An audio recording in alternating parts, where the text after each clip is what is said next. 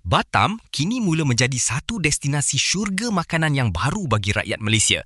Tatkala nilai mata wang rupiah terus jatuh dan mata wang Malaysia semakin menguat, inilah masa yang sangat sesuai untuk kita bercuti ke Indonesia. Dengan menaiki feri, kos perjalanan menjadi lebih murah berbanding dengan menggunakan pengangkutan kapal terbang.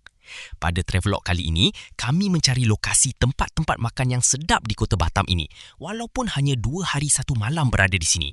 Halo, yang dari Malaysia boleh datang ke warung Teh Sinta, makanan khas Sunda. Di sini makannya sedap ya Pak.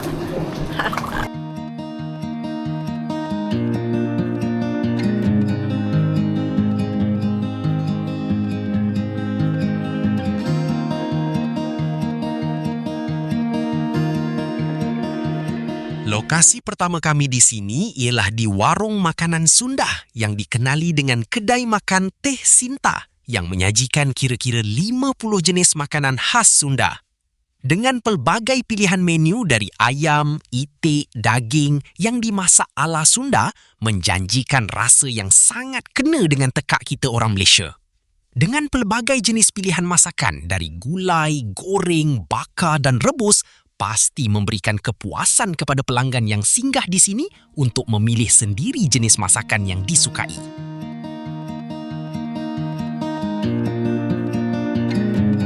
Dengan suasana kedai makan yang ada elemen Sunda, kedai makan ini menjadi salah satu daya tarikan pengunjung luar bagi mengenali seni reka khas Sunda selain dari hidangan yang disajikan di sini. Ruang makan yang luas serta pilihan meja duduk bersila menjadikan salah satu keunikan yang terdapat di warung Teh Sinta ini yang membuatkan para pelanggan seronok bergambar apabila selepas makan bagi mengabadikan kenangan indah dengan ciri-ciri unik yang terdapat di dalam kedai makan ini.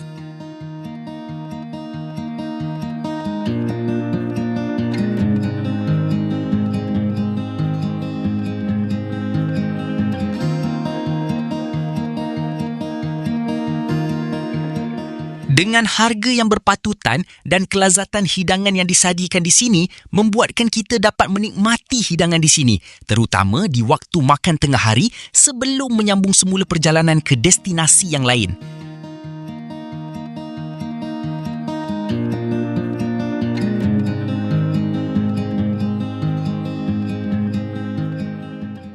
Lokasi makan yang kedua pula, kami mencuba untuk merasai makanan seafood yang juga popular di Batam ini. Kami menuju ke seafood yang terletak di kelong Jambatan 1, iaitu Jambatan Barelang yang menghubungkan Pulau Batam ke pulau yang kedua. Di bawah jambatan ini tersimpan sebuah kedai makan seafood segar dari sangkar yang disediakan.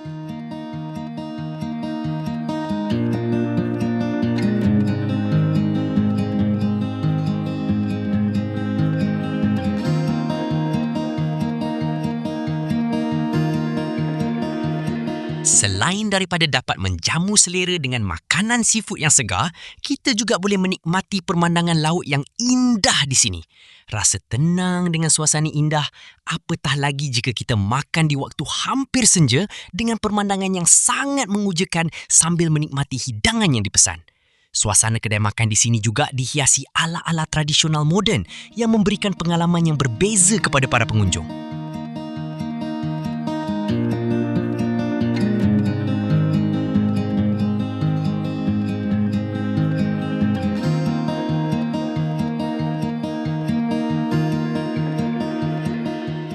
Dengan harga yang juga berpatutan, apatah lagi saat rupiah tengah merundum ini, kita dapat merasakan harga seafood segar ini agak murah dan puas makan di sini.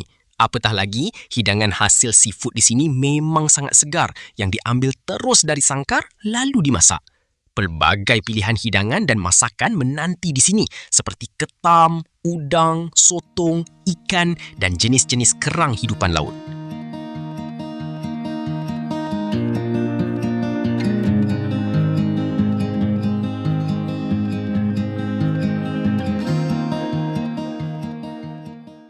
Kemudian kami ke lokasi kedai makan yang juga popular di Batam ini, iaitu Mi Tarempa yang mula popular bukan sahaja di kalangan pelancong, malah penduduk tempatan sendiri.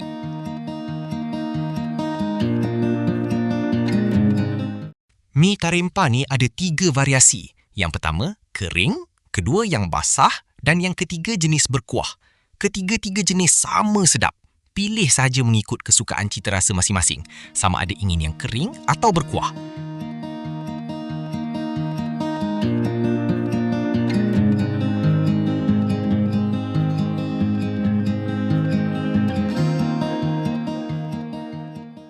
Selain itu, ada satu lagi jenis hidangan yang viral dan popular di sini, iaitu luti gendang. Kalau kat Malaysia ni macam roti yang berintikan sardin macam itulah. Cuma rotinya memang terasa lembut dan gebu, menjadikan dua makanan ini menjadi pilihan utama para pelanggan yang singgah makan di sini.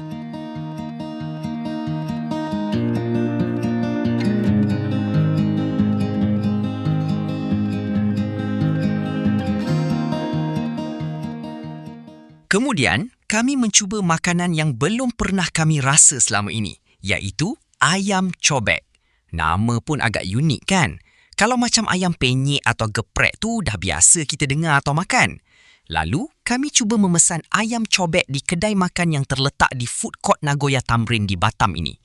Dan apabila hidangan sampai, ternyata ianya seakan-akan ayam penyet dengan ayam goreng, sambal serta tahu dan tempe. Cuma sambalnya tidaklah terlalu pedas.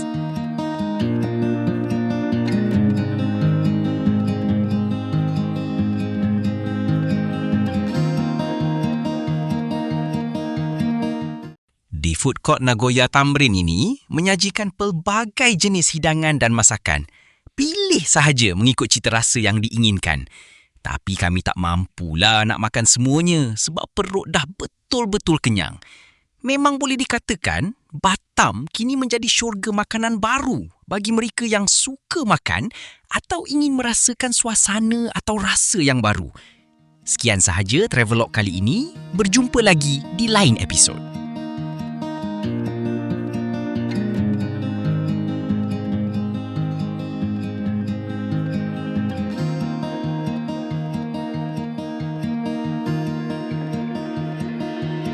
I don't know if I can find my way out.